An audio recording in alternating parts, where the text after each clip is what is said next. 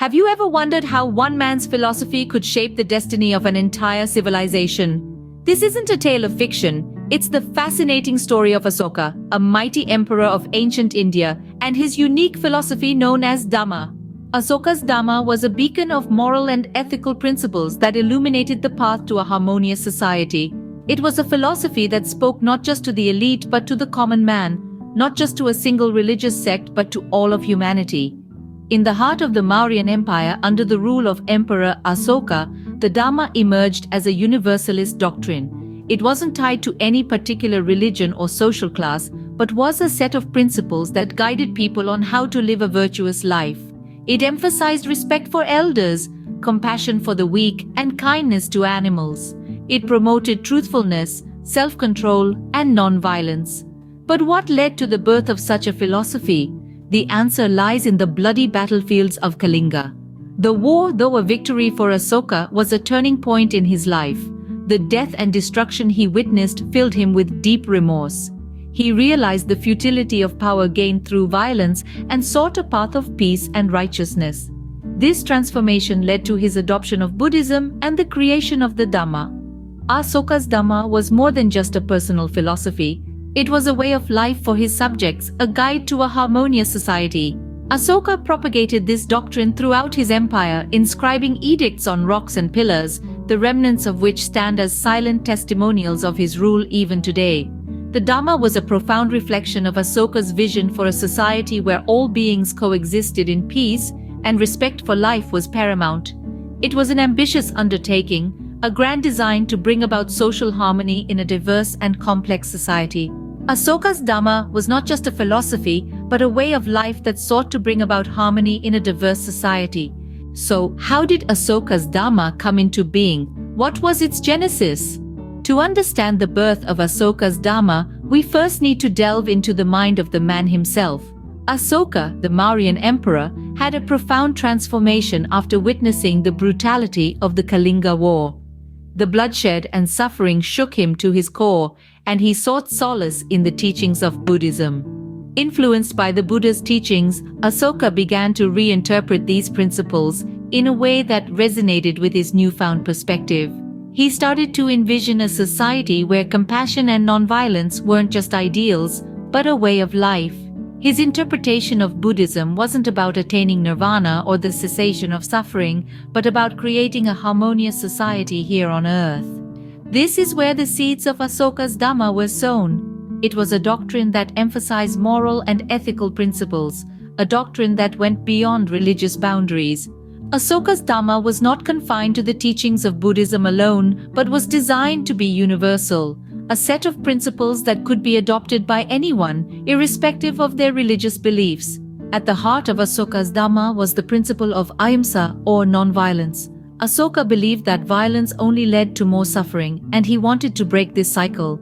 He promoted tolerance and respect for all life forms, fostering a society where people lived in harmony with each other and the natural world.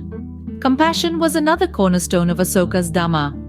He urged his subjects to practice kindness and empathy, to help those in need, and to treat each other with dignity and respect. By doing so, Asoka believed that individuals could contribute to the welfare of society as a whole. But Asoka's Dhamma was more than just a set of principles. It was a vision for a new kind of society. A society where everyone was valued, where everyone had a role to play in creating harmony and peace. A society where the welfare of the many outweighed the desires of the few. Thus, Asoka's Dhamma was born out of a desire for a more compassionate society, a society that valued every life. Once established, how did Asoka's Dhamma spread across his empire and beyond? This question is a fascinating one and offers us a glimpse into the world of the 3rd century BCE.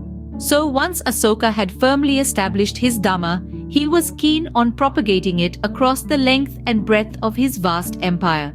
This was not an easy task, given the size of his territories and the diversity of its people. Yet Asoka was determined. He understood the power of communication and used it effectively to spread his message. This is where the rock and pillar edicts come into the picture. The rock and pillar edicts were essentially inscriptions that Asoka had carved on rocks and pillars across his empire. These edicts were not just simple messages, They were profound declarations of Asoka's Dhamma, conveying his ideas of morality, kindness, and social responsibility.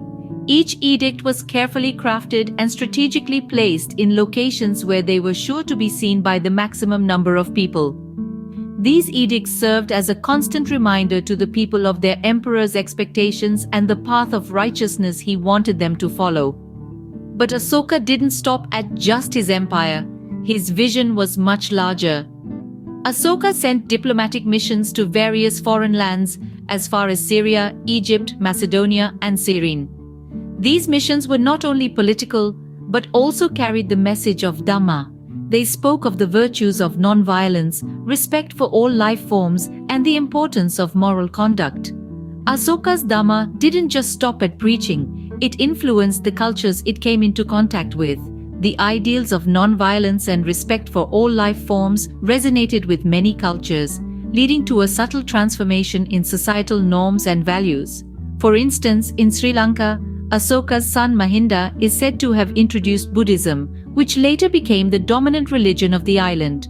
Similarly, the teachings of Dhamma found acceptance in various Southeast Asian countries, shaping their cultural and spiritual identities. The propagation of Asoka's Dhamma was a testament to his visionary leadership. He did not impose his beliefs, but presented them as a way of life that promoted peace, harmony, and respect for all.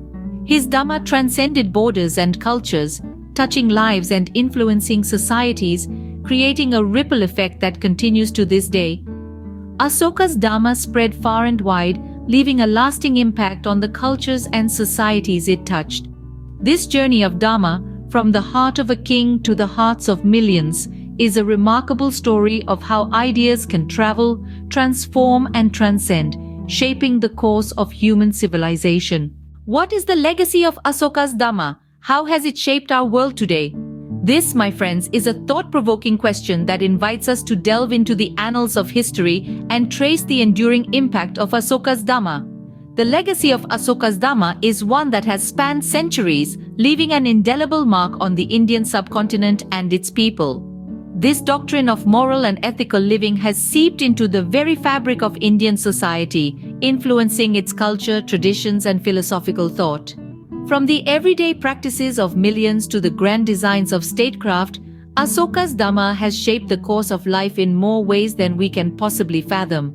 But the influence of Asoka's Dhamma extends beyond the borders of the Indian subcontinent. Its teachings of compassion, tolerance, and non-violence have resonated with people across the globe, influencing political and social thought in myriad ways. From inspiring leaders like Mahatma Gandhi in their fight for freedom to shaping the principles of modern human rights, the echoes of Asoka's Dhamma can be heard in the hallways of power and the streets of protest.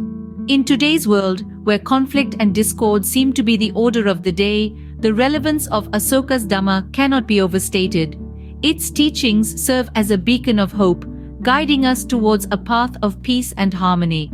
In a world rife with inequality, the Dhamma's emphasis on the equality of all beings, irrespective of caste, creed, or gender, is a potent reminder of the ideals we should strive for.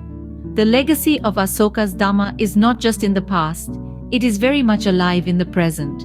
Every act of kindness, every stand against injustice, every call for peace is a testament to the enduring power of this ancient doctrine. In conclusion, the legacy of Asoka's Dhamma is a rich tapestry woven with threads of compassion, tolerance, and ethical living. It is a legacy that transcends time and space, influencing not just the Indian subcontinent, but the world at large. Asoka's Dhamma continues to resonate today, reminding us of the power of compassion and the importance of ethical living. So, what can we learn from Asoka's Dhamma? As we journeyed through the enigmatic realm of Asoka's Dhamma, we uncovered its universal appeal. This doctrine, born from the heart of a king, transcended the barriers of caste, creed, and religion, echoing the universal language of compassion and moral virtue. We delved into its core principles, which championed non-violence, respect for all life forms, and the importance of ethical living. The Dhamma was not merely a religious doctrine, but a moral compass guiding society towards harmony and unity. And then, we traced the journey of its propagation.